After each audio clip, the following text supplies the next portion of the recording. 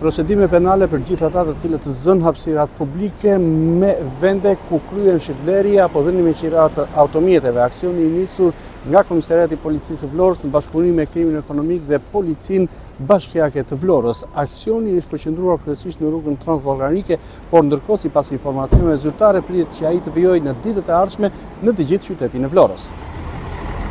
Procedime penale për të gjithë ata që kanë zaptuar hapësirat publike duke i përdorur ato si vend parkimi për shitblerje apo dhënie me qirata automjeteve.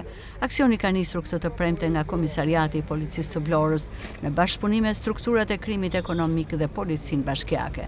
Sipas informacioneve zyrtare, të gjithë personat që kanë zënë në mënyrë të paligjshme hapësirat publike jo vetëm që do t'u largohen automjetet dhe do të ndëshkohen me gjoba sipas ligjit, por dhe do të përballen me procedime penale. Autoritetet bëjnë me dije se ky aksion synon lirimin e hapësirave publike për qytetarët, si dhe vendosjen e rregullit në përdorimin e tyre. Gjithashtu, u bëhet thirrje të gjithë qytetarëve dhe subjekteve që të respektojnë ligjin dhe të mos i përdorin këto hapësira për qëllime private apo përfitime ekonomike të paligjshme. Aksioni pritet të shtrihet në të gjithë qytetin e Vlorës dhe do të vijojë dhe në ditët që vijnë me kontrolle të shtuara në zona të ndryshme problematike.